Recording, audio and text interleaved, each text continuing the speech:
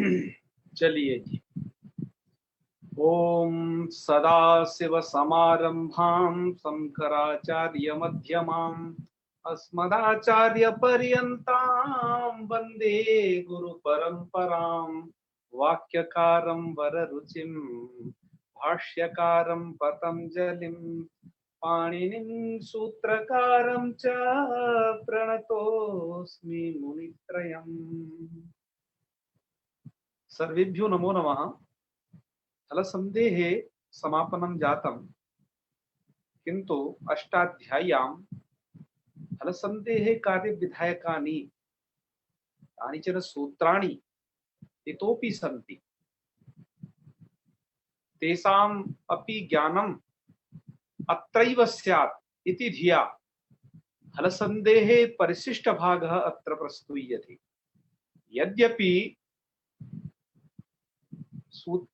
अत्र दत्तानि यानि सूत्राणि सन्ति तानि अग्रेपि आगमिष्यन्ति, अग्रे तेषां व्याख्यानं पठामः, किन्तु अत्र सामान्यावबोधार्थम् इदं सर्वं प्रस्तूयते। और आज के पाठ को लेकर के विशेष बात आपको यह बतानी है, आप सभी को। आप इसको देख पा रहे होंगे, हल संधि का परिशिष्ट भाग पढ़ रहे हैं, आज पढ़ेंगे। आपको आज एक बात और बतानी है कि आज का पाठ आपको बहुत रिलैक्स माइंड से सुनना है, बहुत कूल माइंड से इसको आप सुनिए, रिलैक्स फील कीजिए। क्यों कि आज यदि आपको कुछ भी समझ में नहीं आए तो कोई दिक्कत नहीं है ना। आपको प्रयास ये करना है, ठीक है। ये नियम की बस जानकारी, आज हम ये जानकारी के लिए पाठ पढ़ा रहे हैं, ठीक है ना। आप ऐसे समझिएगा कि जब आप टीवी में न्यूज देखते हैं तो न्यूज देखते वक्त जरूरी थोड़ी ना है कि उस न्यूज वाले ने जो सब बताया कि वो सब आपको याद रहे। उसने बताया कि कोविड के इतने केस यहाँ आए, अमुक जगह इतनी बाढ़ आ गई और अमुक घटना में इतने लोग ये हो गए और वहां ये हुआ, तो ये सब जैसे आपको याद रखने की जरूरत नहीं होती है, ऐसे ही आज का पाठ आपके जानकारी के लिए है। तो आप माइंड पर बिल्कुल भी जोर मत लगाना, और ये क्योंकि आगे जब हम होगा तब वहां समझ लेंगे, बस आप सुनेंगे एक अच्छे श्रोता बन करके, ठीक है। हाँ, यदि प्रश्न होंगे तो उन्हें जरूर पूछिएगा। तो आइए, आज हम एक ऐसा पाठ पढ़ने जा रहे हैं जो आपकी अभी हल संधि का हिस्सा नहीं है, लेकिन यह हल संधि है। और यह जो सूत्र है आपकी लघु सिद्धांत कौमुदी में आगे आएंगे, कुछ सूत्र आएंगे, कुछ नहीं भी आएंगे, जो हम बताने वाले हैं वो, है ना।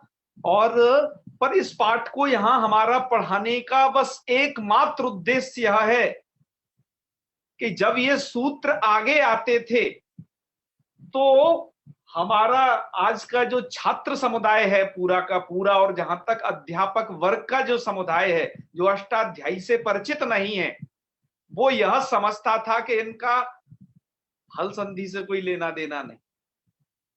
हम केवल यहां पर इन सूत्रों को इसलिए दर्शाना चाहते हैं कि ये सभी सूत्र भी हल संधि के हिस्से हैं, लेकिन ग्रंथकार ने यहां पर इनको नहीं रखा। इसका कारण यह था कि यह विशेष सूत्र हैं, इसमें से काफी ये सामान्य सूत्र नहीं थे। कुछ सामान्य जो हल संधि कार्य है वो आपको बता दिया ग्रंथकार ने, जो विशेष हल संधि कार्य है उसको तत्त प्रकरणों में उन सूत्रों को रख दिया है।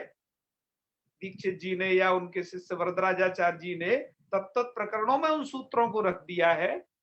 अतः हम इस उनमें से वो जो सूत्र हैं वो हल संधि के सूत्र हैं। बस आपको ये जानकारी देने के लिए कि जब भी आपको ये सूत्र उधर दिखाई दे जाए तो आपको समझना है कि जी अब हमें हल का कार्य करना है, इसलिए इनको यहाँ पर बताया जा रहा है। और चूंकि बात यह है कि जितना भी व्याकरण में जंजाल है सब संधि का जंजाल है, अतः हम ये चाहते हैं कि जो भी संधि का यह जो व्याकरण का जंजाल है, क्योंकि संधि को बिना जाने ही छात्र ये समझता रहता है व्याकरण तो बड़ी कठिन है, ये वो, बस व्याकरण में जो कुछ है संधि है, उसके बाद कुछ भी नहीं है। व्याकरण अत्यंत सरल है, रसगुल्ले की तरह, ठीक है। हाँ, बहुत मीठी है, तो फिर आपको बहुत जल्दी समझ में आने वाली है। बस आपको ये कुछ और सूत्र और आज विचार कर लेते हैं। चलिए, तो हल संधि के परिशिष्ट भाग में हम जिनकी जो ये चर्चा करने जा रहे हैं, ये आप देख रहे होंगे यहाँ पर हमने इनको अष्टाध्यायी से उठाया हुआ है। इन सब सूत्रों को इसी क्रम में उठाया हुआ है, क्योंकि अष्टाध्यायी में ये सूत्र इसी क्रम में पढ़े गए, है ना। तो आप वहीं से अब इन्हें देख सकते हैं। हम आपको आज अष्टाध्यायी का यहाँ पर दर्शन भी कराएंगे, और इन सूत्रों में से जो कुछ बच गए हैं उनको भी आपको सबको कहेंगे। आप इस स्लाइड को देख करके केवल ये अनुमान मत लगाना कि बस ये 4 प्रकार के कार्य ही बच गए हैं। ये 4 तो हमने आपको बता रखे हैं, अभी आपको लगभग 8-10 प्रकार के कार्यों को कम से कम बताने वाले हैं। ठीक है सूर्यकांत जी? हाँ, तो कम से कम 8-10 प्रकार के, इस प्रकार के कार्य बताएंगे। सुमित जी आप सुन रहे होंगे? बिल्कुल। हाँ, यदि आपके यहाँ पर लाइट वगैरह हो तो वीडियो भी ओपन रखें सुमित जी। जी आचार्य जी। तो अब हम उनमें से धीरे धीरे उन कार्यों को बता रहे हैं, ठीक है। तो उनमें से देखो, एक कार्य है आपका चवर्गस्य कवर्गादेश विधानम, अर्थात ये सूत्र क्या करता है, चवर्ग को कवर करता है। ये जो सूत्र आपको दिखाई दे रहे हैं, ये इसको कहते हैं कुत्वम, अर्थात कुत्व संधि। ये क्या है, इसके लिए 2 सूत्र हैं पाणिनि जी ने बनाए थे, एक चोकू बनाया था, एक कुन प्रत्यय से कु बनाया है। ये अष्टम अध्याय में है सब। तो मैंने यहाँ पर जो व्याख्यान लिखा है नीचे चोकू सूत्र का लिखा है, कुन प्रत्यय से कु को, क्योंकि वो भी कुत्व करता है, उसका व्याख्यान तो हम हल वो क्या बोलते हैं, हलन पुल्लिंग प्रकरण में पढ़ेंगे। तो चोकू करता क्या है, चवर को कवर्गादेश करता है। इसको क्या पर में चाहिए, झल परे रहते पदांत में। आज हमने हिंदी में ही अर्थ लिखा है, क्योंकि संस्कृत में इसका आगे ऑलरेडी आगे आएगा। हम इसके उदाहरण भी प्रस्तुत करेंगे, आप चिंता ना करें, हम इन सब की आपको उदाहरण भी प्रस्तुत करेंगे, है ना। तो कुत्व को याद रखिएगा, ढत्वम, इस ढत्व को याद करिएगा। अब ढत्व मतलब हकार के स्थान पर क्या क्या कार्य होता है, अब आपको ये देखना है। हकार को ढकार विधान, ओके, और हकार को घत्वम मतलब घकार विधान। देखो हा को कितने सारे कार्य हैं, इसलिए आपको हल संधि में छूटा हुआ था, हाको को ज्यादा कार्य नहीं बताए थे, है ना। और क्या है, हकार को धकार का विधान, मतलब इसे कहेंगे धत्वम। मित्रों ये सब चीजें हैं, देख रहे हो ना। अब आप तो एक उदाहरण पढ़ रहे हो, आइए हम नियमों में थोड़ा सा सॉरी, ये नियम से अब उदाहरण में प्रवेश करते हैं। तो चलिए अब आते हैं हम उदाहरण की दुनिया में। ये तो आप पढ़ चुके हो नियम, तो डॉक्यूमेंट्स पे ना जाए। आज आपको स्क्रीन शेयर में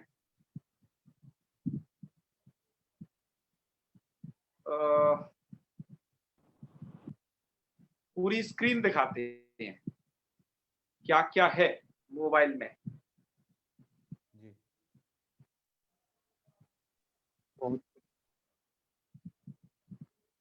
तो चलिए हम इस किताब को खोल रहे हैं। हालांकि हमने इसके स्क्रीनशॉट लिए थे इस बुक के, लेकिन अब आपको यही दिखाते हैं सीधा। चोकू, ठीक है, चोकू से स्टार्ट है। हाँ चलिए, अभी आपने सबसे पहले जो सूत्र वहां पर देखा था वो यही था, चोकू, ठीक है जी। तो आइए, तो चोकू था, चोकू में आपका क्या था, अभी बताया था, ये कुत्तो करता है, मतलब चवर को कवर, सबसे पहला जो नियम बताया था उसमें है स्लाइड में। तो चवर को कवर करेगा क्या, इसको 2 ही चीज चाहिए, झली परे पदांतेचा, झल परे हो या पदांत हो, यह भी आपको उसने भी बताया था। तो पदांत में कहां कहां कुत्त हुआ है, पदांत में कुत्त हुआ है आपका, ये उदाहरण देखिएगा। वाच था शब्द तो उसको वाक हो गया, ये कुत्त संधि का नियम। इसी तरीके से प्राच था वो प्राक हो गया, सृज था वो सृग हो गया, विषग था वो विषग हो गया। ये तो पदांत में कुत्त हुआ है। और झल के परे रहते, झल आप देख रहे होगे यहाँ पर, ये त जो हर जगह है ये झल परे है। झल के परे रहते भी ये कुत्त संधि लग जाती है। तो उसका नियम क्या है, उसका क्या है कि जैसे सिच प्लस त, तो क्या हो जाएगा, च को क है ना, तो सिक्त है सिक्तम। इसी तरीके से मुच त, तो च को क मुक्तम, भज भक्तम और तिज तिक्तम। कुत्त संधि है ये। आपको एक सूत्र यहाँ चोकू इन्होंने बताया है, हमने आपको कुन प्रत्यय को भी बताया है, अभी अष्टाध्यायी में भी दिखाएंगे, तो आप कुत्त संधि को समझ गए होंगे इसे। जी जी। हाँ, तो चलिए अब आगे बढ़ते हैं। इसी में किसी को कोई प्रश्न तो नहीं है ना? जी गुरुदेव। आचार्य बजरंग जी का प्रश्न है। अब हमने वहां पर हा को ढ पढ़ा था, अभी बताया ना, हकार को बहुत सारी चीजें पढ़ी थी। जी बजरंग जी क्या कहना चाह रहे हैं? गुरुदेव ये बताया सिच था, तो इसके अंदर ये लास्ट में मकार कैसे आ गया ये? अरे वो माँ को अभी गोली मारी है, उसकी उसकी कोई बात नहीं है। अभी आप उस कुत्त संधि को समझिए कि वो चाको का कैसे हुआ सिच में। अच्छा, इससे तो मैं नहीं हुआ ना है? ये जो इस सूत्र से तो नहीं हुआ ना मैं। हाँ, इससे माँ का कोई लेना देना नहीं है, वो तो विभक्ति संबंधी कार्य करेंगे तब माँ बताएंगे ही। अभी उसे यहाँ बताने का कोई औचित्य नहीं है, जो प्रकरण पढ़ रहे हैं उसी की चीज बता रहे हैं। जी जी गुरुदेव, है ना? हाँ हाँ बिल्कुल। चलिए अब आपको ये, आपने वहां पर दूसरा कार्य देखा था, होढ़, मतलब हकार के स्थान पर ढकार रूपी कार्य। मतलब हा को देखो क्या क्या काम होते हैं। हा को ढ था, हा को घ था, और हा को ध, इतनी चीज होती है ना, 3 चीज। जी तो आइए उसमें से हम उसको देखते हैं उसके उदाहरण को। जैसे सबसे पहला उसमें नियम था हा को ढ, तो उसके लिए होढ़ा सूत्र है, ये आपको आगे आएगा है। मैंने आपको कहा दिमाग पर टेंशन नहीं लेना है, अभी कोई समझ में नहीं आए तो चीज, क्योंकि हम एक जानकारी दे रहे हैं, बस आप जानकारी सुनिए, है ना। जी तो झल के परे रहते और पदांत में, झल परे रहते पदांत में, ये सब में एक जैसा है, इसको बार बार नहीं कहना है क्योंकि वो अनुवृत्ति आ रही है। ठीक है, एक बार अब समझ लीजिए। तो क्या होता है, हस्य ढ, मतलब हा को ढ कर देना है आपको। तो उसके उदाहरण देख लिए। पदांत में भी यदि हा आया है तो वो ढ में बदल जाएगा, जैसे ली है तो वो लिढ़ बन जाएगा, लिह तो लिढ़ बन जाएगा। और एक अलग बात है कि वहां पर उस ढकार को भी झलाम जसोनते से डकार हो जाता है ना, तो ये लिड भी बन जाता है। और वापस आने से चर्त वगैरह जो होंगे वो आगे बताए जाएंगे, पर हा को ढा होता है, ये पहले समझना है। जी। इस तरीके से वहां का बाढ़ बच जाएगा। और झल के परे रहते कहाँ हा को ढा होता है, ये देखिए, लीह त, तो लीढ़ है, लीढ़ बनेगा कैसे, इसकी टोटल प्रक्रिया आगे होगी, बस हा के ढा को जानकारी दी जा रही है। ऐसे ही व ह त, तो व ढ त है, और रूप कैसे ऊढ़ा बनेगा इसकी जानकारी आगे मिलेगी। बस अभी तो ये बता रहे हैं हा को क्या क्या हो जाता है। तो आपने इसमें पढ़ा कि जी हा को हो जाता है ढ। अब आइए आगे चलते हैं। अब हा को, ये अगला सूत्र है, दादिर धातो घ। शर्त ये रहती है कि हा को घ भी होता है, पर कब, वह क्या होनी चाहिए, धातु में द होना चाहिए, मतलब दकार आदि धातु होनी चाहिए। ऐसी धातु जिसके आदि में द हो, मैंने अर्थ में वहां लिख रखा है। दकार आदि यदि धातु रहेगी और उस धातु का यदि ह है तो वो घ में बदल जाएगा। कब, झली पदांते से झल के परे रहते। जैसे जी आप देख रहे हो, एक दह नाम की धातु है। दह धातु जलाने अर्थ में आती है, इसका प्रयोग भी होता है दहती, बनानी दहती यो बननी, सखी भवती मारुता, है ना। तो दहती, तो वही ये दह धातु है, इस धातु में आदि में द है, तो ये धातु में द होने से इसके हा को अब ढा नहीं होगा, उस होडा के नियम को बात करके हा को घ हो जाएगा। तो देखो क्या बना है, फिर बन जाएगा क्या, द घ, है ना। जी हालांकि आगे और भी इसमें संधियां होंगी, पर आपको जो है मूल संधि थोड़ा समझनी है। और पदांत में भी होता है ये, जैसे दह भी, तो हा को हो गया घ, तो द घ भी। ओके, जी और ये एक है झल परे रहते, भिस यहाँ पर है ना, ये भी, ये झल परे है। तो चलो ये आपने समझा। अब आगे चलते हैं थोड़ा सा। अब एक आपको जी ये भी है कि ये एक नियम है कि हा को क्या होता है, अब जो घ है वो विकल्प से होता है, मतलब ये भी घ करता है सूत्र, पर ये विकल्प से, ये भी घत्व विधायक सूत्र है। वा द्रुह मुह श्रुणुय श्रुणियाम, यह सूत्र क्या करता है कि यदि दूह धातु रहेगी, जैसे दूह, मुह, स्नुह, यदि इन धातुओं का यदि ह है, तो पिछले सूत्र से होने वाला जो हा को घा है, बस वो विकल्प होता है। शर्त वही है, पदांते और जली परे। ओके, चलो ये आपने समझा होगा। अब इसके बाद अब हा को अंतिम एक कार्य और बताने जा रहे हैं। हा को क्या होता है, ध, नहो ध, यदि वो नह धातु का यदि ह है, तो वो जी ह फिर धा में बदल जाएगा। तो एक शब्द है उपानह, उपानह कहते हैं जूते को, और वो नह धातु का है, नह, देखो आप उसमें देख पा रहे होगे नह, तो उस हा को क्या हो जाना है, हा बदल जाएगा ध में, तो ध में बदल जाएगा तो रूप क्या बन जाएगा, उपानध। ओके, और झल के जी परे रहते का उदाहरण है, यहाँ पर भी ध हो जाएगा, वो ध है उपानध, वो थोड़ा कट गया है ना, हाँ पुराना प्रिंट है इसलिए थोड़ा कट गया है। तो ये आपने क्या समझा, हा को ध तक समझा, इतनी ही चीज आपको अभी स्लाइड में दिखाई थी। ठीक है, जी जी और किस वर्ण को क्या क्या हो जाता है, एक बार इसका और अवलोकन करिए, और किस वर्ण को क्या क्या होता है। ये तो आपने हा को धा मतलब हकार के स्थान पर क्या क्या कार्य होते हैं ये समझे, और पिछला और उसमें कुत्त समझा के ये कहाँ होता है। तो कुत्त में आपने कोहस्चू, है ना, कोहस्चू तो नहीं है, चोकू पढ़ा था, है ना, चोकू है, लेकिन कोहस्चू भी उधर ही समझना, और क्विन प्रत्यय से कु, ये दो सूत्र समझे थे। चलिए खैर कोई बात नहीं, अब आगे बढ़ते हैं। जी एक जगह अब क्या होता है कि यह एक सूत्र है, थोड़ा लंबा सा है, आप इससे डरिए ना, आगे मिलेगा आपको ये, है ना, ये मिलेगा आपको हलन पुल्लिंग प्रकरण में मिल जाएगा। तो वहां पर ये सूत्र करता क्या है कि ये सूत्र इतने सारी जो इसमें ये शब्द से कुछ गिनाए गए हैं, इनको ये श कर देता है, बस आप इतना समझ लीजिए। ये सूत्र ना मूर्धन्य श में कर देता है। तो ये मूर्धन्य सा किस किस को करता है, अब आपको ये हम बताते हैं। ये मूर्धन्य सा किसको करेगा, तो सबसे पहले है वृश्च, तो वृश्च में जो च है ना, इस चा को सा कर देगा, मूर्धन्य वाला। फिर अगली एक धातु है भ्रस्ज, इस जा को शा कर देगा। अभी देखो श मूर्धन्य शा किसको हो रहा है, ये हल संधि के कार्य है कि नहीं, सूर्यकांत जी बताइए।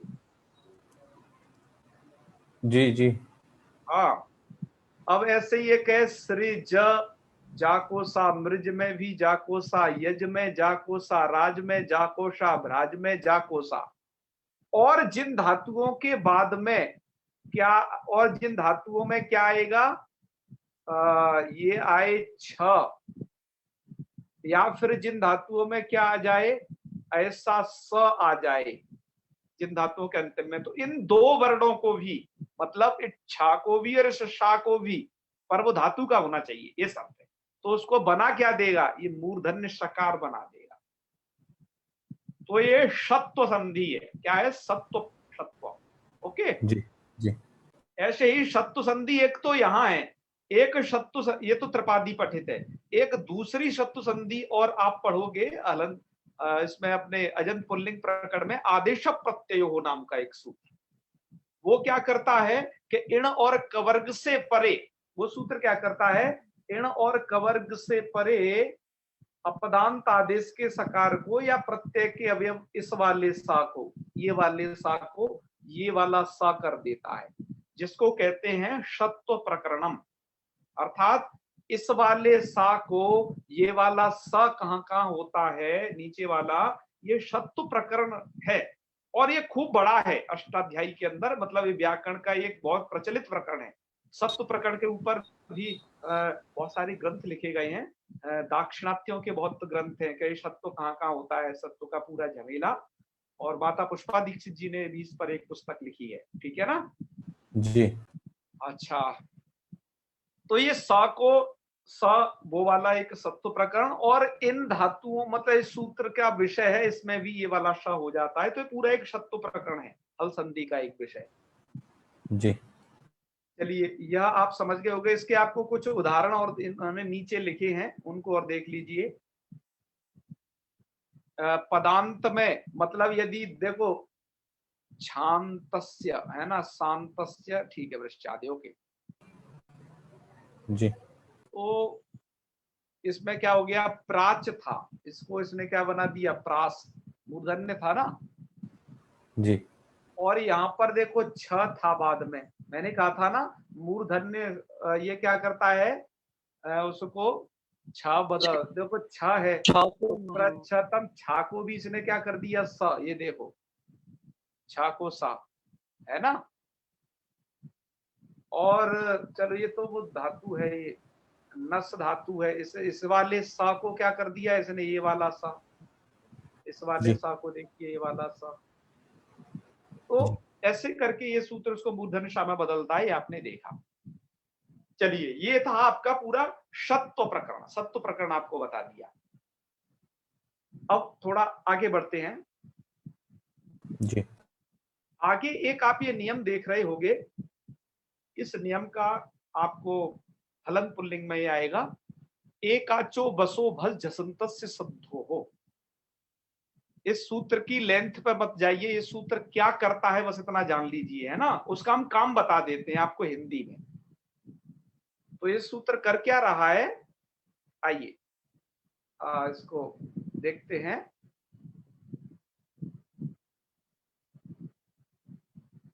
ये सूत्र आप देख रहे होंगे, जैसे यहां पर ये है द घ, तो इसमें जो पहला वाला द है, इस द को ये ध बना देगा। मतलब ये सूत्र क्या करता है, ये जो है एक है प्रत्याहार वस, वस प्रत्याहार वाले वर्ण आप थोड़ा सोचिएगा, और वस नहीं, ये वाला बस है, ये वाला बस प्रत्याहार को क्या हो जाता है, बस प्रत्याहार के स्थान पर भस कर देता है ये सूत्र, पर आदि में करता है। मतलब बस का मतलब हो गया धातु के आदि में है क्या हो, ब ग ड द, मतलब एकाचो बसोबज जंत से सद्दो सूत्र का विषय होना चाहिए। वो धातु एकाच हो, है ना, इत्यादि इत्यादि जो शर्त है उनको समझना है, उनको आगे अब समझाएंगे। तब अभी आपको यहाँ पर तत्काल में क्या समझना है कि बस, बस का मतलब हो गया ब ग ड द, ब ग ड द, यही हुए ना चार अक्षर। बगड़ जी ये चार अक्षर आपके नीचे वाले चार अक्षरों में बदल जाते हैं, भ घ ढ ध, इस वाली संधि में, है ना। तो जैसे आप देख रहे होगे द घ, देख रहे हो ना, तो द घ में धातु के आदि में द है, तो द किस में बदल जाएगा, ध में बदल जाएगा, उच्चारण स्थान एक है, क्योंकि बस को भस करना है, इनके स्थान पर ये वाले वर्ण, जी तो वो किस में बदल जाएगा, धाम, इसलिए आपको धग दिखाई दे रहा है। जी ऐसे ही गो दुह शब्द है एक, नीचे गो दुघ, तो ये बन जाएगा गो दुघ, मतलब दा को धा, ठीक है। जी हाँ, तो ये क्या बदलना है, द को ध कर दे रहा है। अच्छा, और यदि ब होगा, जैसे यहां पर आइएगा, इस वाली धातु में ब है, बुध, अबुध, बुध है ना, तो ये बुध को किस में बदल देगा, ब को भ में बदल देगा। तो यहाँ पर अबुध्वम, जो अबुद्ध ध्वम था वो इसने अबुध्वम कर दिया, जी मतलब ब को भ किया, है ना, और कार्य आपको। तो ये जो था आपका, ये बस को भस करने का नियम था, बस के स्थान पर भस कैसे होता है उसका ये नियम था। ये झलाम जसुनते वाला नियम आप जानते ही हैं, जी इन्होंने यहाँ दे दिया है, और क्या दिया है, और आगे के नियम इन्होंने वो वाले दे दिए हैं। अब हम, इन्होंने तो इतने ही दिए हैं, ठीक है ना। अब हम आगे आपको अब उसका दर्शन करा देते हैं। आप लोग ऊब तो नहीं गए हो, क्यों जी? नहीं नहीं। नहीं हुई। हाँ, आइए अब आपको हम दिखाते हैं कि ये नियम हमने लिए कहां से थे। तो ये माता पुष्पा जी दीक्षित जी की एक पुस्तक है, अष्टाध्यायी सूत्र पाठ। जी जी भेजी थी आपने। अब इन सभी नियमों पर हम टिक लगा लेते हैं, अभी आपको जो पढ़ाए थे ना, और उन पर टिक लगा देते हैं, और जो कुछ बच गए उनको आपको यहां से बता देंगे थोड़ा अष्टाध्यायी से। ठीक है जी। जी तो जैसे आपने देखो कुत्वम पढ़ा था, देखते जाइए। इसमें क्या है, थोड़ा प्रकरण का भी निर्देश इन्होंने कर दिया है, थोड़ा सुगमता हो गई है। ये कुत्वम मैंने चोकू आपको बताया था, ठीक है। अष्टाध्यायी में ये इसी क्रम में है, ये सूत्र 8वें अध्याय में है। ढत्वम, ढत्वम मतलब हा को ढा करने का होड़ा सूत्र, पाणिनि जी के यहाँ होड़ा है। और आगे देखते जाइए, आगे फिर है आपका घत्वम। तो घत्वम के 2 सूत्र हैं, दादिर धातो घ और ये वाद्रुमो स्णुह श्रीयाम। ओके, आइए जी अब है धत्वम, धकार का न हो ध हमने आपको बताया था, और ये थत्वम नहीं बताया, क्योंकि इसका एक जो नियम है वो आप उसे आगे जानेंगे, इसका एक बहुत कम नियम है इसलिए। उसके बाद आचार्य जी दिख नहीं रहे हैं। है, हाँ दिख रहा होगा ना। जी जी जी जी अब दिख रहा है। हाँ, उसके बाद है शत्वम, अर्थात मूर्धन्य शकार कहाँ होता है। आप आज अष्टाध्यायी को अवलोकन कर रहे हो, अब अष्टाध्यायी में किस तरीके से दिए हैं। तो शत्वम में यह एक सूत्र दिया, वृश्च भ्रष्ट आपको अभी बोला था, लंबा सा ये सूत्र, और एक आपको आदेश प्रत्यय हमने बता दिया है, ठीक है। अभी एकाचो बसो भस का जो नियम था, ये है आपका भस भाव। क्या था ये? भस भाव। एकाचो बसो भस सद्धो, ये सूत्र है। और ददत तथोश्च, मैंने एक ही सूत्र आपको बताया, और क्योंकि वो दूसरा तो बहुत कम प्रयोग होगा। अब है पदांत में जस्त्व, तो झलाम जसोमते एक सूत्र है पदांत में जस्त्व, और एक जो झलाम जस जसी है, जस्तु संधि विधायक आपको बताया, वो पदांत में जस्तु के लिए है। जी और देखते जाइए आप, तथोध, मतलब ये सूत्र क्या करता है, ये हमने आपको नहीं बताया है वहां पर। अब आपको अष्टाध्यायी में अब वो सूत्र यहां से बताते हैं जो अब तक नहीं आपको बताया, यहां तक मैंने है, अब अष्टाध्यायी के माध्यम से बताते हैं, अतः इन्हें श्रवण करना है। जी क्या सूत्र है? तथोध। ये सूत्र जो है मतलब तथोध सूत्र नहीं है, मतलब ये तो ये है सूत्र, तो ये है आपका जशश तथोधोधा। तथोधा का तो यह मतलब है कि त और था को ये सूत्र ध बना देता है। तथोधा मतलब तथो, ता को और था को ये ध बनाता है। अब ध्यान रखिएगा, ये जो नियम है, ये अभी आपने हल संधि में जो साधारण नियम पढ़े उनके अपवाद हैं। जी देख लेना एक बार, यदि वो नियम प्राप्त होंगे तो उनकी जगह यही वाले करने पड़ेंगे, ठीक है। जी तो ता था को धा करना है। उदाहरण क्या है? उदाहरण आपको पढ़ा देंगे, है ना, अभी सब उदाहरण।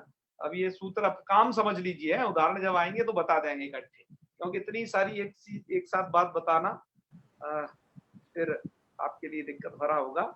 अच्छा, फिर अगला देखिए सूत्र है षढ़ो कहसी। इसमें क्या है? ष को क हो जाना, षढ़ो कत्वम।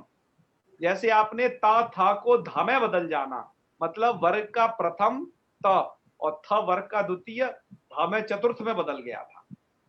जी ऐसे ही यहाँ पर श और ढ, मूर्धन्य शकार और ढ, ये इनको क्या हो जाता है? क, ये क में बदल जाते हैं।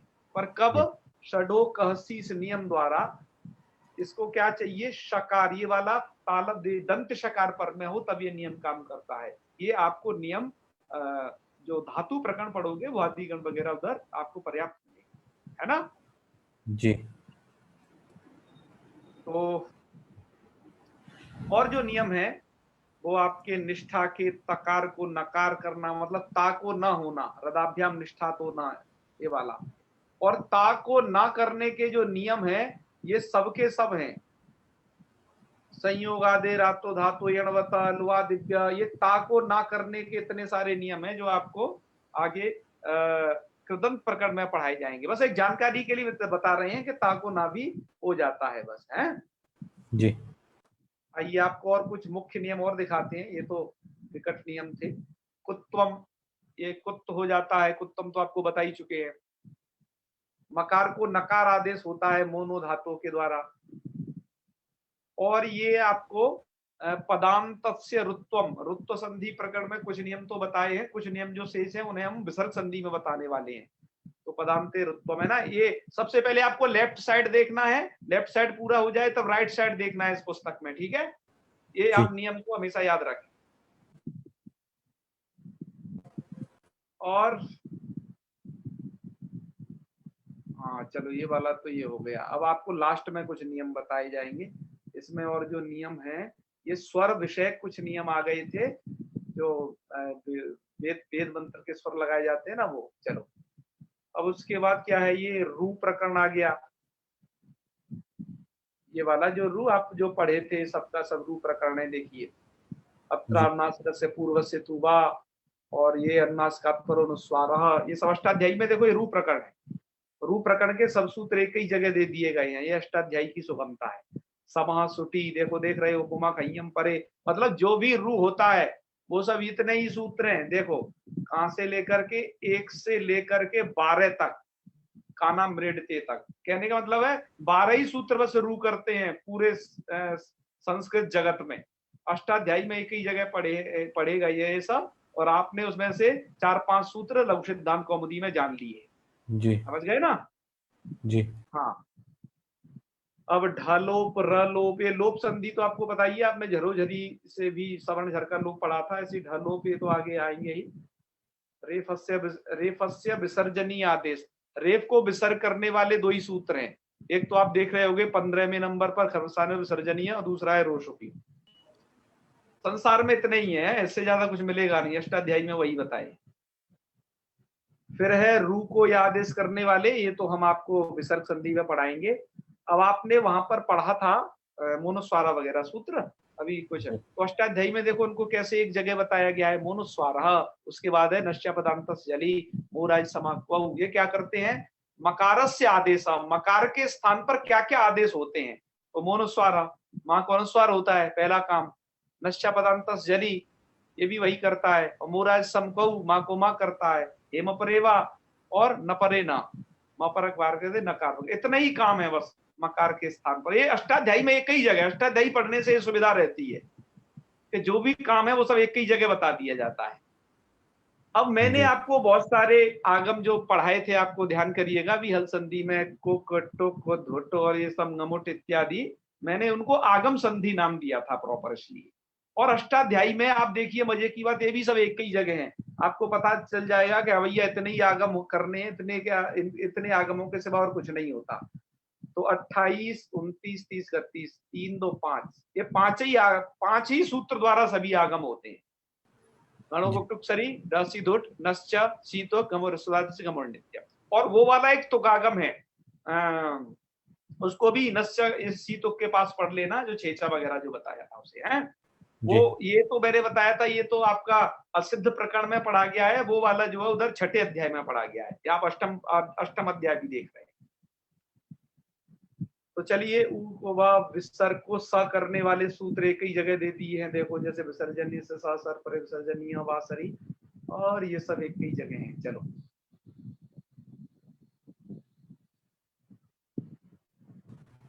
और जो मैं जैसे शत्व प्रकरण की आपको बात कर रहा था कि जो दंत शकार को जो मूर्धन्य शकार होता है, तो वो सब यहाँ से 55 नंबर पे देखिए, पदांत से मूर्धन्य, यहाँ से स्टार्ट करके ये जो पूरा है ये शत्व प्रकरण यहाँ पर पढ़ा गया है ना। सस्य सत्वम, इणको का अधिकार, और नुम विसर्जनीय से स, ये सभी सत्व प्रकरण हैं जो आपको लघु सिद्धांत कौमुदी में कुछ सूत्र पढ़ने होंगे और कुछ सिद्धांत कौमुदी में, सभी लघु सिद्धांत कौमुदी में नहीं। तो इसकी केवल जानकारी आपको देनी है, तो आपने सुन ली होगी। और इसके बाद धा को भी ढ हो जाता है। आप ये कुछ नियम और देखिए, धा को ढ में बदल जाते हैं। उसके लिए 2 सूत्र हैं, ऋणासीद्वम और ये आपका विभाषित है, ये दोनों सूत्र लघु सिद्धांत कौमुदी में आप पढ़ोगे। तो आगे बढ़ते हैं थोड़ा। सस्य सत्वम मतलब दंत वाले शाह को मूर्धन्य शाह कहाँ होता है वो हम आपको बता चुके हैं, एक ये भी एक कार्य है। जी इधर क्या है, हाँ वही है, सत्व प्रकरण है, सब कहाँ कहाँ होता है ये सब। एति संज्ञा में छात्रात्मा, मैंने कहा सत्व प्रकरण बहुत बड़ा है और ये सब सत्व प्रकरण चल रहा है। चलिए सत्व प्रकरण के बाद क्या होता है, स्टार्ट, ये देखिए अष्टाध्यायी के चतुर्थ पाद, अष्टम अध्याय का ये चतुर्थ पाद चल रहा है, मतलब ये लास्ट है, अष्टाध्यायी का हम लास्ट पाद पढ़ रहे हैं, इसके बाद अष्टाध्यायी समाप्त हो जाएगी। जी अब इसमें क्या दिया गया है, णत्व प्रकरण। अभी आपने सत्व प्रकरण पढ़ा था ना, मतलब सत्व प्रकरण में आपने पढ़ा था कि इस वाले शाह को ये वाला शाह कहाँ हो जाता है, ये पढ़ा था। जी उसके तमाम नियम दिए गए थे, इसको सत्व प्रकरण कहा जाता है। और एक है अब ये णत्व प्रकरण। णत्व प्रकरण में क्या होता है कि भैया ये न है ना, ये न में कहाँ बदलता है, ये न को न कहाँ कहाँ कहाँ होता है। जैसे आप बालक की न में तो न पढ़ते हो, रामेण में न कर देते हो, वृक्षिण में न कर देते हो। जी तो जी ये न का और कहाँ कहाँ क्या चक्कर है, इतना ही नहीं, पूरा ऑल ओवर संस्कृत जगत का क्या क्या चक्कर है। और इस णत्व प्रकरण पर माता जी ने एक बहुत अच्छी किताब लिखी है ना, उसमें पूरी णत्व प्रक्रिया समझाई हुई है कि कहाँ कहाँ होता है। तो ये तमाम सूत्र हैं, इसमें से आप कुछ सूत्र मतलब आधे से भी कुछ कम सूत्र पढ़ोगे कहाँ, लघु सिद्धांत कौमुदी में, पर यहाँ तो ये पूरे के पूरे हैं। उसमें से आप ये दूसरे नंबर पर सूत्र दो सूत्र देख रहे होगे, रसाभ्याम लोना समान पदे अटकुपानं विवाहेपि, और तीसरा भी देख रहे हो पूर्व संज्ञान मगध। तीनों आपको लघु सिद्धांत कौमुदी में अलग अलग प्रकरणों में दिए गए हैं, अजंत पुल्लिंग में आ जाएगा। अब कितने सूत्र हैं णत्व प्रकरण वाले, ये देखिए 11 और 12 13 कुमति च और 14 15 16 17 18 19 20 22 30 और 36 और पदांत से क्षुब्नाति सूचा 39 सूत्र णत्व के, मतलब ये ना को ना करते हैं। ठीक है, जी चलिए उसके बाद से तो आप परिचित हो, इष्टुत्वम इष्टुत्वम, इष्टुत्व संधि का एक ही सूत्र है। इष्टुत्व के ये सूत्र है, उनका निषेध भी साथ साथ पढ़ दिया गया है कि कहां पर ये नहीं होती है। अनुनासिक का ये पढ़ दिया है, अनुनासिक अनुनासिक होगा, यही एक ही है।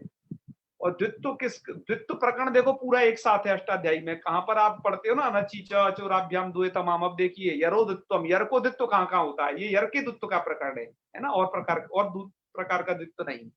अचोराभ्याम द्वे अनचीच नादिन्य को से पुस्तक सरोची, और ये आपके 52 नंबर तक लगभग ये 5-6 सूत्र है इधर। अपदांत में जस्तु का जलाम जसी आपको बता ही दिया था पहले, वो पदांत का जलाम जसोनते, अपदांत का जलाम जसी। अब एक चर्त प्रकरण है, चर्त जैसे जी आपने खरीचा पढ़ा था चर संधि का, जी ऐसी एक सूत्र है यहाँ पर 54 नंबर पे देखिए, अभ्यास चर्च। ये अभ्यास में करेगा कार्य, है ना। अभ्यास क्या होता है हम आपको जब तिङन्त प्रकरण पढ़ाएंगे वहां बताएंगे। जी तो इसमें से इन संधियों से तो आप परिचित ही हो कुछों से। अपदांत में चर्त के लिए खरीचा है, पदांत में चर्त्वम वावसाने से है अवसान में, ये भी आप जानते हो। चलिए फिर अनुस्वार की परसवर्ण संधि है, तोरली से लत्तु संधि, पूर्वश्रवण संधि के लिए 2 सूत्र हैं, उदास तय स्तंभो और जयोने तरस्याम, आपको लघु कौमुदी में दोनों बता दिए गए।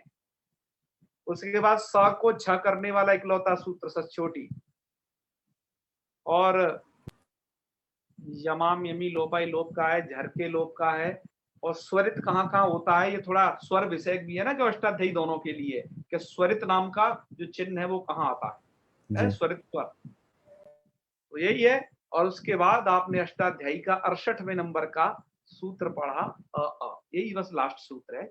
और यहां तक आपने देखा कि ये सब क्या चीज थी, ये सब क्या चीज थी, सामान्य जानकारी थी।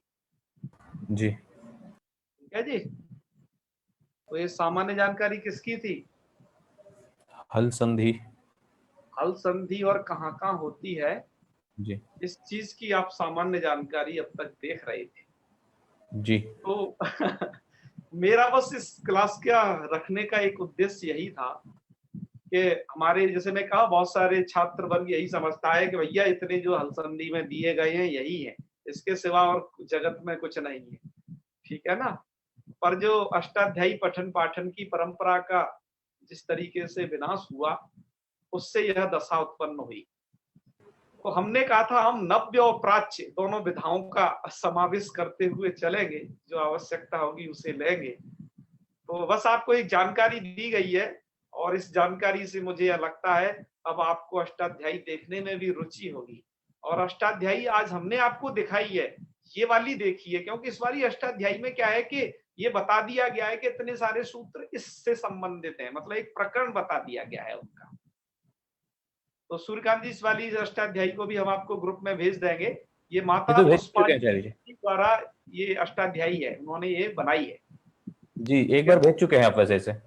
वैसे मैं एक बार से भेज जी भी चुका एक बार हूं। और भेज दें जी।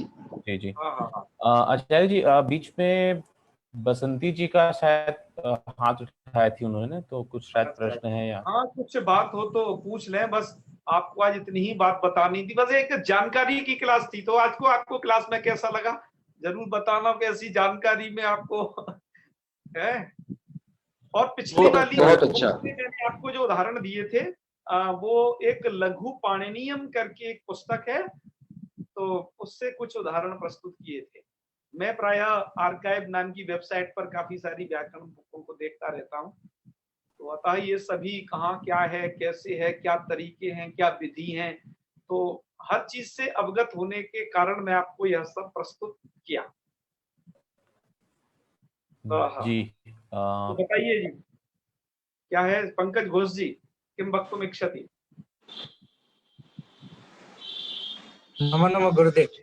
जी नमो नमः।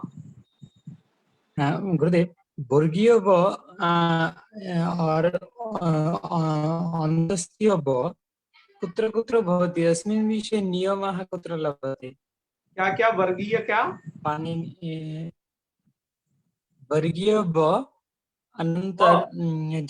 अन्तस्थीय व, अरे उनके लिए तो अत्र आपको एक किताब भेदः देखनी पड़ेगी। और इसका नियम व्याकरण में इस अष्टाध्यायी में नहीं है। व और ब के उच्चारण का जो भेद है कि किस शब्द में व है, किस में ब है, मैं समझता हूं कि ये बहुत सारे प्रांतों में समस्या है, और उड़ीसा में तो बहुत ही ज्यादा गुरुदेव, है, उत्कल प्रदेश में, और बंगाल में भी है काफी। बंगाल में तो बहुत सारे समस्या है, इधर कोई उच्चारण भी नहीं करता है, लिखता भी नहीं। बिल्कुल, इसके लिए मैंने एक बुक बताई है, उस बुक का सदा सेवन करो। होगा मैं उसका ये स्क्रीन वो लेकर के आपको इसमें भेज दूंगा उसका। वो मैंने बुक अभी अपनी इधर लाइब्रेरी में जमा कर दी थी। तो वकार, उसमें उस पुस्तक का नाम क्या है, बकार विवेक। मैंने जिस एक कौमुदी मूलार्थ विद्योतनी नाम का एक ग्रंथ है, जो कि सिद्धांत कौमुदी के व्याख्या के रूप में लिखा गया है, ठीक है ना। वो उस ग्रंथ के एक लेखक, उस ग्रंथ के टीकाकर्ता जिसे कहें, उस ग्रंथ को लिखने वाले पंडित दीनबंधु झा एक मैथिल के विद्वान थे। उन मैथिल के विद्वान ने एक बड़ा जबरदस्त ग्रंथ लिखा। तो उन्होंने और काफी सारे ग्रंथ लिखेगा। मेरी पीएचडी उनकी कौमुदी मूलार्थ विद्योतनी पर है। उनके अलावा जो उन्होंने एक और ग्रंथ लिखा, बकार विवेक, लगभग व्याकरण के अंदर उन्होंने 6-7 ग्रंथ लिखे हैं, बड़ी बेजोड़ हैं वो। मैथिल की भूमि बड़ी ही, क्या कहें, बहुत बुद्धिमानों को जन्म देती है। वाचस्पति सदृश लोग कहाँ थे, वहीं तो थे। तो उन्होंने एक ग्रंथ लिखा बकार विवेक, बहुत छोटी सी किताब है, लगभग 50 पन्ने होंगे उसमें। और उस किताब पर भी मैंने एक रिसर्च पेपर प्रस्तुत किया है पिछले साल में अपने सेमिनार में। उसमें क्या है, उसमें यही है कि कहाँ व उच्चारण करना है, कहाँ ब उच्चारण करना है। तो इसके लिए उन्होंने क्या कर दिया है कि उन्होंने कहा कि जो बकार है ना, बकार का जो है प्रयोग अल्प है, अतः उसको संकलित कर दिया है, और वकार के प्रयोग को जो है छोड़ दिया है। और उन्होंने वो जो ग्रंथ लिखा है, वो सूत्रात्मक नहीं लिखा है कि आपको बहुत कठिनाई हो, बड़ा पद्यात्मक लिखा है, आप उसे गा करके याद कर लेंगे। और उसमें लगभग कोई 100 श्लोक होंगे मुश्किल से, है ना। और बस आप उन्हें याद कर लो, आपको पता चल जाएगा कहाँ ब है कहाँ ब है, उसमें उन शब्दों का संकलन कर दिया गया है। तो उस किताब को आपको भेज देंगे, व और बकार के विवेक के लिए वो आवश्यक है, पर अष्टाध्यायी में ऐसा कोई नियमन नहीं है, वह ध्यान रखना। ठीक है, 2 प्रश्न और हैं, बताइए जी जी। वैष्णवी जी, मिथिला से ही है, मैथिल से ही है। कहिए। प्रणाम जी जी, हर हर महादेव। सर, मेरा एक क्वेश्चन है, वो आप जो सर मतलब अभ्यास कार्य भेजे थे उसमें से कि जैसे कि होता है ना पुम, और एक था कि पुम जो पुंसिला करके था, तो सर हम वो कैसे समझेंगे कि कहीं कहीं पे अनुस्वार का अर्थ म भी होता है और कहीं पे न भी होता है, तो हम वो कैसे समझेंगे कि पुम है या पुन है? वो ऐसे समझेंगे आप कि पुम शब्द, देखो आपको मूल शब्द को समझना होगा इसके लिए कि मूल शब्द क्या है। तो पुम का मतलब होता है पुरुष, और पुन नाम जी। का ऐसा शब्द संस्कृत जगत में प्रसिद्ध नहीं है, अतः आप वहां नकार नहीं करेंगे। समझ पा रहे हैं ना? ठीक है, क्योंकि पुम का मतलब होता है ठीक है। पुरुष। जैसे आप अजंत पुंलिंग प्रकरण पढ़ेंगे तो नकार नहीं है, आपको शब्द का स्वभाव समझना पड़ेगा। अभी आपको नहीं समझ में आए, आपको कोई दिक्कत नहीं, माइंड पे जोर नहीं देना है, सर और एक चीज, धीरे समझ जाएंगे। और एक चीज पूछनी है। हाँ, जैसे कि सखीम हुआ, सखीम भी एक शब्द है और हाँ। सखीन दोनों शब्द है, तो हम ये कैसे समझेंगे कि वहां पे म होगा या न होगा? क्योंकि आपको समझना होगा सखीन प्लस तथा। सखीन जो है ये उसका बहुवचन का रूप है द्वितीया के। जी। अच्छा, अब माँ कैसे समझोगे, ना कैसे समझोगे? तो उसका तो यह है सखा सखायु सखाय, और सखायम सखायु सखीन बनता है, दीर्घ ईकार वाला। और ह्रस्वीकार वाला बनाओगे वो भी बनते हैं, पर वो सखिम, वो फिर ह्रस्व होता है। तो आप ईकार के भेद से समझ पाएंगे उसे। मेरी बात अभी आपको नहीं समझ में आ रही हो, चिंता नहीं करनी है। अजंत पुल्लिंग में सखी शब्द आएगा, वहां पर हम पढ़ेंगे इसको।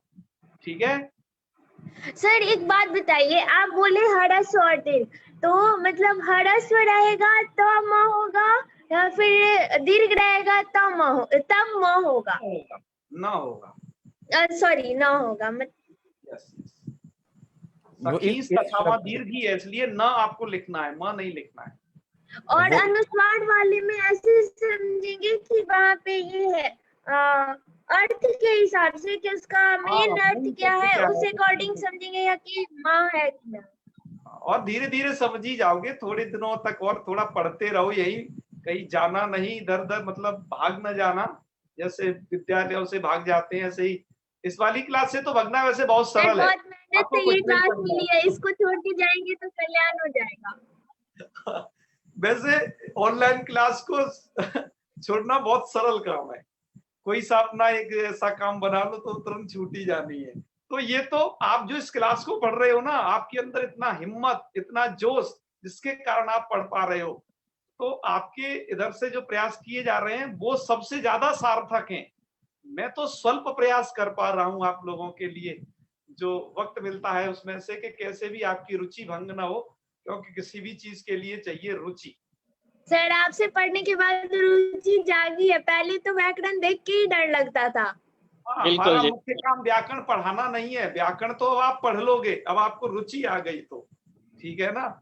हम तो कुछ थोड़ी बहुत चीज आपको बता रहे हैं और आप अब किताबों से स्वयं जान जाएंगे। और व्याकरण आपका सुरक्षित तभी रहेगा पढ़ा हुआ। मैं आप जो बार बार कहता हूँ, आप पढ़ करके प्लीज किसी को पढ़ा जरूर देना, अपना शिष्य या शिष्या किसी को जरूर बना देना। ठीक है, यह एक ऐसा सिद्धांत है, पढ़ करके बताना पड़ता है, और नहीं कोई मिले तो उसको लिख दो तुम जो है, ठीक है ना। बाबा तुलसीदास की तरह एक बड़ा पोथन्ना लिख दो व्याकरण शास्त्र अपना जी तो लिखने से भी वो सभी चीज उसमें समावेशित हो जाएगी, है ना। और याद के लिए वो पाठात्मक विधि आपको बताई रखी है। तो आज तो हमारा ये हो गया। प्रदीप जी आप कुछ कह रहे हैं, बताइए। जी गुरु जी, मेरा प्रश्न है कि वस्त को भस्त होता है ना, तो एक किसके परे होता है? अभी आपने भूल गया थोड़ा। झली पदांते चा, झल और पदांत, झल और पदांत। तो गुरु ऐसा इधर कहेंगे कि इसमें क्या है? हाँ बताइए कि वर्गों के तृतीय अक्षर को चतुर्थ हो जाता है ऐसा बोल दें, और तालब्धि सा को मूर्धन्य सा हो जाता है। अभी वो पूरा नियम आप एक जो बसु बस का मैंने आपको बताया है, हलंत पुल्लिंग प्रकरण में पढ़ोगे, वहीं विस्तार से बताएंगे। आज तो हमने जानकारी दी थी ना, आपको बताया। जी दी थी। हाँ, बस ये कि आप हल संधि को बस इतना ही मत समझ लेना। माता जी पुष्पा दीक्षित माता जी तो यह कहती हैं कि दीक्षित जी ने, मतलब भट्टू जी दीक्षित जी ने और इन प्रकरण ग्रंथ वालों ने तो सत्यानाश कर दिया व्याकरण का। क्या सत्यानाश कर दिया कि छात्र अब स्वल्प हो अल्पज्ञ हो जाता है, कि वो समझता है भैया जितना भी संसार है वो इतना ही है। तो हमारा इन ग्रंथों को पढ़ाते हुए साथ साथ ये भी प्रयास है कि आप उस पाणिनि जी की परंपरा को भी देखिए, क्या है वो, है ना जी। तो मित्रों, बस अब आज की क्लास को यही हम समापन करते हैं, और आपको एक विशेष सूचना ये देनी है कि इसका हम ये टेस्ट आयोजित करना है। टेस्ट आयोजित करने का जो नियम है हम पहले जैसा ही रखेंगे, और विसर्ग संधि आपको पढ़ानी है। हम हालांकि विसर्ग संधि को पढ़ा चुके हैं एक बार, और पढ़ा चुके मतलब आप लोगों को नहीं, एक आप जैसे ही छात्रों का वर्ग था हमारे विद्यालय में, जहां पर है केंद्रीय संस्कृत विश्वविद्यालय देवप्रयाग। तो यहाँ पर वो छात्र इतने उत्साहित प्राक शास्त्री में पढ़ते थे कि उन्होंने क्या किया कि हमने जो पढ़ाया उसकी वीडियो बनाई और बड़ी अच्छे से एडिटिंग की, साधारण अपने स्तर पर उन छात्रों ने, और उन्होंने अपना एक चैनल बनाया संस्कृत वार्ता नाम से। और वो क्या है, 10वीं 11वीं के छात्र थे बस, और उन्होंने उनको वीडियो को वहां अपलोड कर रखा है संस्कृत वार्ता के नाम से, विसर्ग संधि को। तो आज से वो तो हमने लगभग 1 साल पहले पढ़ाई थी, आप लोगों को तो एक फिर एक नए तरीके से और पढ़ानी है। आप एक बार उसको भी देख सकते हो, और आपको पढ़ाएंगे, उन्हें देखेंगे ही। अच्छा, तो ये तो उससे विसर्ग संधि अब चलेगी, ये तो आगे का बात है। बीच में एक आपकी परीक्षा आयोजित करनी है, तो उसकी सूचना अभी से आपको दी जा रही है। सूचना यह है कि आप सभी को अधिक से अधिक 10 प्रश्न, कम से कम 5 प्रश्न, जैसे आपने पिछली बार असंधि के टेस्ट में 4 वस्तुनिष्ठ उत्तर के साथ, मतलब वस्तुनिष्ठ प्रश्न बनाने, उनके 4 ऑप्शन रखने हैं, ऐसे करके आपको भेजना है 10 प्रश्न हल संधि से कम आपको, है ना, भेजना है। तो 5 तो कम से कम भेज ही देना भैया ना। हाँ, तो 10 तो भेज रहे हैं पक्का ये। तो हम देखेंगे आपके प्रश्नों की क्वालिटी, उन प्रश्नों का समावेश करेंगे, और हम टोटल प्रश्न पत्र बनाएंगे जितने पिछली बार जैसे बनाए थे, और फिर हम आपको परीक्षा लेंगे। और परीक्षा में वही तरीका रहेगा, पिछले बार जैसे परीक्षा हुई थी सेम वैसे ही रहेगी। तो ये आप मुझे कब तक दे देने हैं, उसका समय क्या है, कल शाम तक दे दीजिए, कल शाम तक भेज दीजिए, है ना। क्योंकि प्रश्न आपको, क्योंकि उसके बाद मुझे चूंकि बनाने पड़ेंगे तो 1 दिन का समय लगेगा, तो हमें 2-3 दिन के भीतर इस परीक्षा का आयोजन कर लेंगे, और हल संधि का भी एक परीक्षण हो जाएगा। ठीक है, चलिए। जी जी आचार्य जी। क्या कह रहे थे आचार्य जी, इस कोरोना काल में, हाँ बताइए बताइए, क्या कह रहे थे कोरोना काल में। मैं ये कहना चाह रहा था, इस कोरोना काल में ये जो आपने एक व्याकरण की गंगा प्रवाहित करने का जो बीड़ा उठाया है, वाकई में बहुत ही अद्भुत है। मैंने भी गुरुकुल में अध्ययन किया था, लेकिन उस समय पर बाल अवस्था में व्याकरण का रस इतना नहीं ले पाया था जो इस समय पर बड़ी अच्छी तरीके से आपकी सरलता से समझा रहे हैं। बहुत ही ज्यादा अच्छा है। हमारा इसका जो प्लानिंग था 1 वर्ष और पहले का था, कोरोना से भी। कोरोना तो ये आ गया, ऐसा समय आया कि सब हुआ। हमारी 1 वर्ष और पहले की प्लानिंग थी, हम ऐसा करेंगे।